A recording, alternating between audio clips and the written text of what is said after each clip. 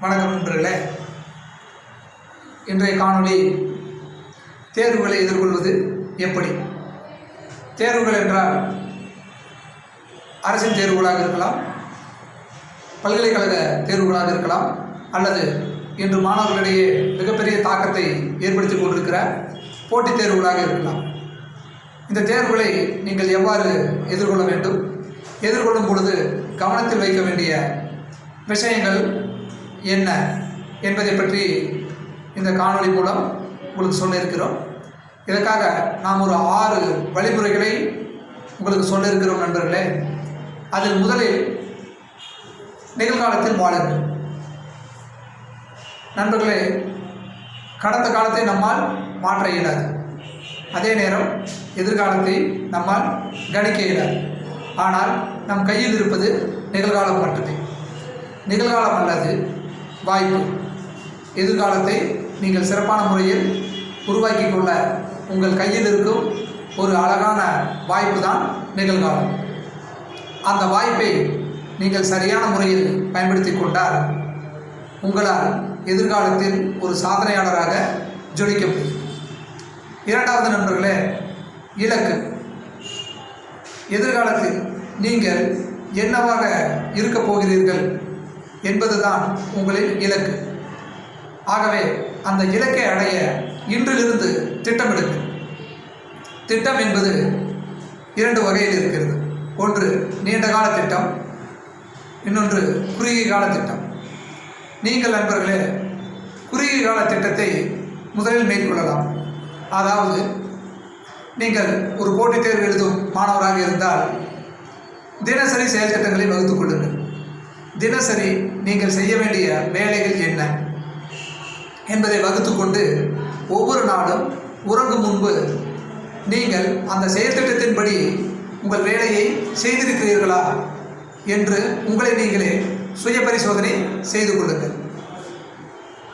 அடுத்ததாக படிக்கும் வழிமுறைகள். முதலில் படிக்கும் சூழல். உங்களுக்கு தனியாக படித்து பழக்கப்பட்ட நபர்களாக இருக்கலாம், அல்லது குழுவாக, அதாவது குரூப் ஸ்டடி என்று சொல்வார்களே, அதுபோன்று படித்து பழக்கப்பட்டவர்களாக நீங்கள் இருக்கலாம்.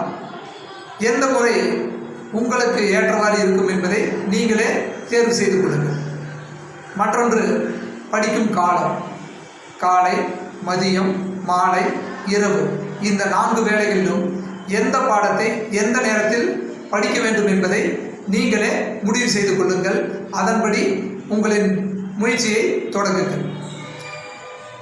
அடுத்ததாக சில முறை உங்களுக்கு கஷ்டமான பாடங்களாக இருந்தால் அந்த பாடங்களை முதலில் நீங்கள் நன்றாக படித்து உள்வாங்கிக் கொள்ளுங்கள்.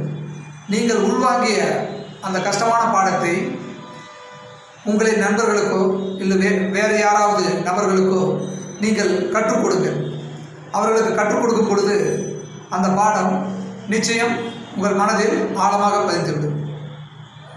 அடுத்ததாக நேரத்தை வீணாக்குவதை தவறுங்கள். இன்றைய காலகட்டத்தில் ஸ்மார்ட் ஃபோன், இன்டர்நெட், டிவி போன்ற விஷயங்களை முற்றிலும் தவிர்த்து விடுங்கள். அதே நேரம் நண்பர்களுடன் வீணான விவாதம் செய்வதை தவறுங்கள்.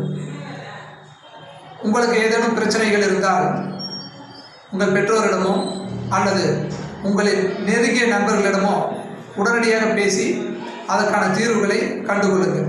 ஏனென்றால் நீங்கள் அரசு பணி என்ற மிகப்பெரிய இலக்கை நோக்கி ஓடிக்கொண்டிருக்கிறீர்கள்.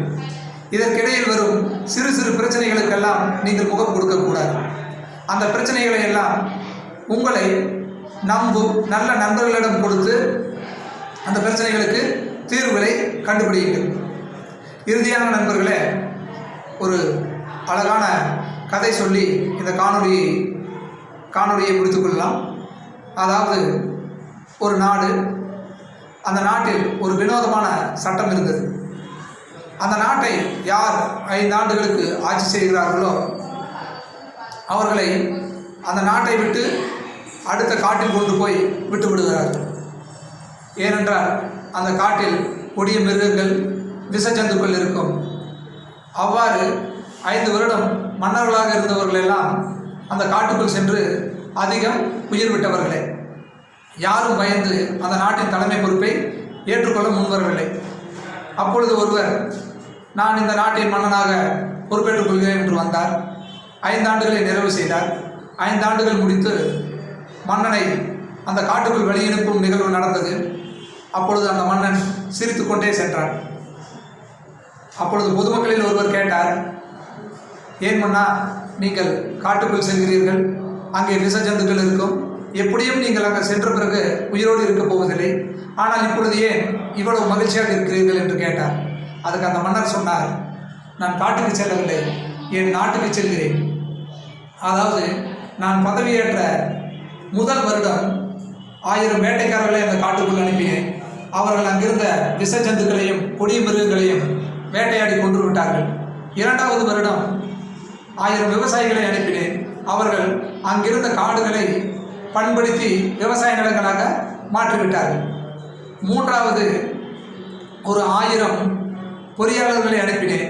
அவர்கள் அங்கே அழகிய மாட மாளிகைகளை கட்டிவிட்டார்கள். 4வது வருடம் அங்கே ஒரு 2000 பணியாளர்களை அனுப்பினேன். அவர்கள் அங்கே சாலை வசதிகளை மேம்படுத்தி விட்டார்கள். இப்பொழுது நான் அங்கு சென்றால் அந்த நாட்டின் மன்னனாகத்தான் இருக்கப் போகிறேன். என்னுடைய இறப்பு என்பது இன்னும் என் கையில் தான் இருக்கிறது, அதை யாரும் முடிவு செய்ய முடியாது என்று சொல்கிறார். அதாவது நண்பர்களே, 5 வருடம் கழித்து தான் எவ்வாறு இருக்க வேண்டும் என்பதை அவர் முன்கூட்டியே திட்டமிட்டு திட்டங்களை ஒவ்வொன்றாக ஒவ்வொரு படிநிலைகளிலும் செயல்படுத்தி வந்தார். அதனால் தான் 5 வருடம் கழித்தும் அவர் மன்னனாகவே இருக்கிறார். இதுபோலத்தான் நீங்களும் உங்களின் மிகப்பெரிய இலக்கை அடைய சிறு சிறு முயற்சிகளை சரியான செயல் திட்டங்களோடு செயல்படுத்தினால் நீங்களும் ஒரு சாதனையாளராக ஜொலிக்க முடியும். நன்றி.